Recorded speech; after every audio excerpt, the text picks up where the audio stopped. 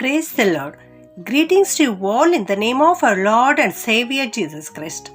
Today's Bible verse, Hebrews chapter 11 verse 4. It was faith that made Abel offer to God a better sacrifice than Cain's. ಇಬ್ರಿಯರಿಗೆ ಬರೆದ ಪತ್ರಿಕೆ 11ನೇ ಅಧ್ಯಾಯ 4ನೇ ವಚನ. ನಂಬಿಕೆಯಿಂದಲೇ ಹೇಬೇಲನು ಕಾಯಿನನ ಯಜ್ಞಕ್ಕಿಂತ ಶ್ರೇಷ್ಠವಾದ ಯಜ್ಞವನ್ನು ದೇವರಿಗೆ ಸಮರ್ಪಿಸಿದನು. ಇಂದಿನ ವಾಕ್ಯದಲ್ಲಿ ಯಜ್ಞದ ಬಗ್ಗೆ ನೋಡುತ್ತೇವೆ. ಒಂದು ಶ್ರೇಷ್ಠವಾದ ಯಜ್ಞವನ್ನ ಸಮರ್ಪಿಸಿದನು. ಯಾರು? ಹೇಬೇಲನು.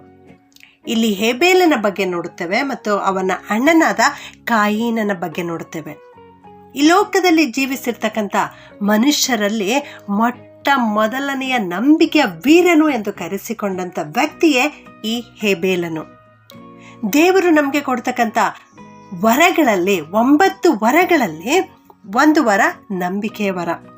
ಈ ವರಗಳ ಕುರಿತು 1 ಕೊರಿಂಥದವರಿಗೆ ಬರೆದ ಪತ್ರಿಕೆ 12ನೇ ಅಧ್ಯಾಯ 4ರಿಂದ 11ನೇ ವಚನಗಳಲ್ಲಿ ನಾವು ನೋಡುತ್ತೇವೆ.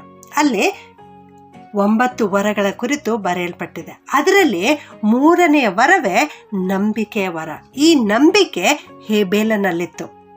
ಆದ್ದರಿಂದಲೇ ಅವನು ದೇವರಿಗೆ ಯಜ್ಞವನ್ನು ಅರ್ಪಿಸುವುದರಲ್ಲಿ ಜಾಗ್ರತೆಯನ್ನು ತೋರಿಸಿದನು. ದೇವರಿಗೆ ಯಜ್ಞವನ್ನು ಅರ್ಪಿಸುವುದರಲ್ಲಿ ದೇವರಿಗೆ ಯಾವುದು ಮೆಚ್ಚುಗೆಯಾದದ್ದು ಎನ್ನುವಂಥದ್ದನ್ನು ನಂಬಿಕೆಯಿಂದ ಗ್ರಹಿಸಿಕೊಂಡನು. ಆದ್ದರಿಂದಲೇ ದೇವರಿಗೆ ಇಷ್ಟವುಳ್ಳಂಥ ಶ್ರೇಷ್ಠವಾದ ಯಜ್ಞವನ್ನು ಅವನು ಸಮರ್ಪಿಸಿದನು. ಆದರೆ ಅವನ ಅಣ್ಣನಾದ ಕಾಯಿನನ ಬಗ್ಗೆ ನೋಡುತ್ತೇವೆ. ಈ ಕಾಯಿನನು ವ್ಯವಸಾಯಗಾರನಾಗಿದ್ದನು. ಆದಿಕಾಂಡ 4ನೇ ಅಧ್ಯಾಯದಲ್ಲಿ ಈ ಇಬ್ಬರು ವ್ಯಕ್ತಿಗಳ ಬಗ್ಗೆ ನಾವು ನೋಡ್ತೇವೆ. ಕಾಯಿನನು ಹೊಲದ ಬೆಳೆಯಲ್ಲಿ ಕೆಲವನ್ನು ತಂದು ಯೆಹೋವನಿಗೆ ಕಾಣಿಕೆಯಾಗಿ ಸಮರ್ಪಿಸಿದನು ಎಂಬುದಾಗಿ ನೋಡುತ್ತೇವೆ. ಅವನು ದೇವರಿಗೆ ಇಷ್ಟವಾದದ್ದು ಯಾವುದು ಎಂಬುದಾಗಿ ಗ್ರಹಿಸಿಕೊಳ್ಳಲಿಕ್ಕೆ ಅವನು ಪ್ರಯತ್ನ ಮಾಡಲಿಲ್ಲ. ಅದಕ್ಕಾಗಿ ಆಲೋಚನೆಯೂ ಕೂಡ ಮಾಡಲಿಲ್ಲ. ತನ್ನಲ್ಲಿರುವಂಥ ಕೆಲವೊಂದು ತಂದು ದೇವರಿಗೆ ಸಮರ್ಪಿಸಿದನು. ಆದರೆ ಹೇಬೇಲನ ಬಗ್ಗೆ ನಾವು ನೋಡ್ತೇವೆ. ಅವನು ತನ್ನ ಹಿಂಡಿನಿಂದ ಚೊಚ್ಚಲ ಕುರಿಗಳನ್ನು ಕಾಣಿಕೆಯಾಗಿ ತಂದು ಅವುಗಳ ಕೊಬ್ಬನ್ನು ದೇವರಿಗೆ ಹೋಮ ಮಾಡಿದನು ಎಂಬುದಾಗಿ ನಾವು ನೋಡ್ತೇವೆ.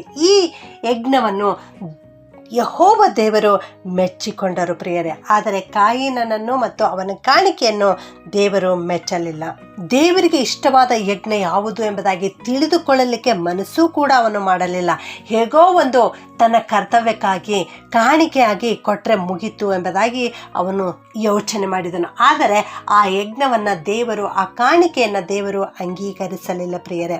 ಆದರೆ ಹೇಬೇಲನ ಕಾಣಿಕೆ ದೇವರು ಮೆಚ್ಚಿಕೊಂಡರು. ಅವನು ತನ್ನ ಹಿಂಡಿನಿಂದ ಚೊಚ್ಚಲ ಕುರಿಗಳನ್ನು ತಂದು ದೇವರಿಗೆ ಯಜ್ಞವನ್ನು ಅರ್ಪಿಸಿದನು. ಯಾವುದು ಉತ್ತಮವಾದದ್ದಾಗಿತ್ತೋ ಮತ್ತು ಯಾವುದು ಪ್ರಥಮ ಗರ್ಭವಾಗಿತ್ತೋ ಅದನ್ನು ತಂದು ಅವನು ದೇವರಿಗೆ ಸಮರ್ಪಿಸಿದನು ಪ್ರಿಯರೇ.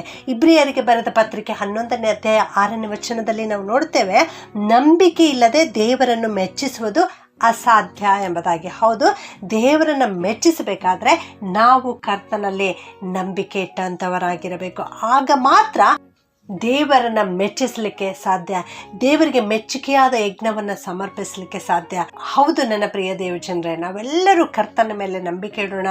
ನಮ್ಮ ದೇಹವನ್ನು ದೇವರಿಗೆ ಮೀಸಲಾಗಿಯೂ ಮೆಚ್ಚುಗೆಯಾಗಿಯೂ ಇರುವ ಸಜೀವ ಯಜ್ಞವಾಗಿ ಅರ್ಪಿಸೋಣ. ಆಗ ಕರ್ತನು ಖಂಡಿತವಾಗಿಯೂ ನಮ್ಮನ್ನು ಮೆಚ್ಚಿಕೊಳ್ಳುವನು. ಅಂದು ಹೇಬೇಲನ ಕಾಣಿಕೆಯನ್ನು ಮೆಚ್ಚಿದಂಥ ದೇವರು ಇಂದು ನಿನ್ನನ್ನೂ ಕೂಡ ಮೆಚ್ಚಿಕೊಳ್ಳುತ್ತಾರೆ. ನೀನು ಕರ್ತನ ಮೇಲೆ ನಂಬಿಕೆ ಇಡು. ಕರ್ತನಿಗೆ ಇಷ್ಟವಾದ ಕಾರ್ಯ ಯಾವುದು ಎಂಬುದಾಗಿ ಆಲೋಚನೆ ಮಾಡು. ಕೀರ್ತನೆ 51:17 ಈ ರೀತಿ ಹೇಳುತ್ತದೆ, ಕುಗ್ಗಿದ ಮನಸ್ಸೇ ದೇವರಿಗೆ ಇಷ್ಟ ಯಜ್ಞ ಎಂಬುದಾಗಿ. ಒಂದು ವೇಳೆ ನೀನು ದೇವರಿಗೆ ಯಜ್ಞವನ್ನು ಸಮರ್ಪಿಸಬೇಕು ಎಂಬುದಾಗಿ ಈ ಹೊತ್ತು ಮನಸ್ಸು ಮಾಡುತ್ತಾ ಇರುವುದಾದರೆ ಆ ಯಜ್ಞ ಯಾವುದು ಎನ್ನುವಂಥದ್ದನ್ನು ಇಲ್ಲಿ ಕೀರ್ತನೆಗಾರನು ಹೇಳ್ತಾ ಇದ್ದಾನೆ, ಕುಗ್ಗಿದ ಮನಸ್ಸೇ ಎಂಬುದಾಗಿ. ಹೌದು, ದೀನ ಮನಸ್ಸನ್ನು ದೇವರು ಇಷ್ಟಪಡುವಂಥವರಾಗಿದ್ದಾರೆ ಪ್ರಿಯರೇ.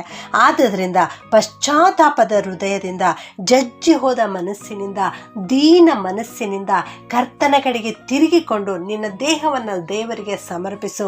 ಆಗ ಖಂಡಿತವಾಗಿಯೂ ದೇವರು ನಿನ್ನನ್ನು ಮೆಚ್ಚಿಕೊಳ್ಳುತ್ತಾರೆ. ಪ್ರಾರ್ಥನೆ ಮಾಡಿಕೊಳ್ಳೋಣ. ಪರಿಶುದ್ಧನಾದ ನಮ್ಮ ಪರಲೋಕದ ತಂದೆಯಾದ ದೇವರೇ, ನಿನಗೆ ಸ್ತೋತ್ರ ಉಂಟಾಗಲಿ ಸ್ವಾಮಿ. ಹೇಬೇಲನ ಕಾಣಿಕೆಯನ್ನು ನೀನು ಮೆಚ್ಚಿದ್ದೀರಿ ದೇವರೇ, ಅದಕ್ಕಾಗಿ ಸ್ತೋತ್ರ. ಅವನು ಸಮರ್ಪಿಸಿದ ಯಜ್ಞವನ್ನು ನೀನು ಮೆಚ್ಚಿಕೊಂಡಿದ್ದಿ ದೇವರೇ, ಅದಕ್ಕಾಗಿ ಸ್ತೋತ್ರ ಸ್ವಾಮಿ. ಅಪ್ಪ, ನಾವೆಲ್ಲರೂ ಕೂಡ ನಂಬಿಕೆಯಿಂದ ನಿನ್ನ ಪಾದದಲ್ಲಿ ಬಂದು ನಮ್ಮನ್ನು ನಾವು ನಿನಗೆ ಸಮರ್ಪಿಸುತ್ತೇವೆ ಕರ್ತನೆ. ನೀವೇ ಆಶೀರ್ವಾದ ಮಾಡಿರಿ, ನಮ್ಮೊಟ್ಟಿಗೆ ನೀನಿರು ಕರ್ತನೆ. ನಿನಗೆ ಇಷ್ಟ ಬರುವ ರೀತಿಯಲ್ಲಿ ಜೀವಿಸ್ಲಿಕ್ಕಾಗುವಂತೆ ನಮಗೆ ಕೃಪೆ ಮಾಡು ಸ್ವಾಮಿ. ಈ ವಾಕ್ಯ ಕೇಳಿಸಿಕೊಳ್ಳುತ್ತಿರೋ ಪ್ರತಿಯೊಬ್ಬೊಬ್ಬರನ್ನು ಆಶೀರ್ವಾದ ಮಾಡು ಸ್ವಾಮಿ. ನಾವೆಲ್ಲರೂ ನಂಬಿಕೆಯಲ್ಲಿ ಅಭಿವೃದ್ಧಿ ಹೊಂದಲಿಕ್ಕೆ ಸಹಾಯ ಮಾಡು ಕರ್ತನೆ. ನಂಬಿಕೆಯಲ್ಲಿ ಎಂದೂ ಕೂಡ ಕುಂದಿ ಹೋಗದಂತೆ ನನ್ನ ದೇವರು ನನ್ನೊಂದಿಗಿದ್ದು ನನ್ನನ್ನು ನಡೆಸುತ್ತಾನೆ ಎಂಬುದಾಗಿ ನಿನ್ನ ಮೇಲೆಯೇ ಭರವಸೆ ಇಟ್ಟು ಜೀವಿಸಲಿಕ್ಕೆ ಕೃಪೆ ಮಾಡು ಸ್ವಾಮಿ. ಅಪ್ಪ, ಪರಿಶುದ್ಧಾತ್ಮನ 9 ವರಗಳಲ್ಲಿ ಶ್ರೇಷ್ಠವಾದ ವರ ನಂಬಿಕೆಯ ವರ. ಈ ನಂಬಿಕೆಯನ್ನು ನಿನ್ನ ಮೇಲೆ ಮಾತ್ರ ಇಟ್ಟು ನಾವು ಜೀವಿಸಲಿಕ್ಕೆ ಕೃಪೆ ಮಾಡು ಕರ್ತನೆ. ಯೇಸುವಿನ ನಾಮದಲ್ಲಿ ಬೇಡುತ್ತೇನೆ ತಂದೆಯೇ, ಆಮೆನ್.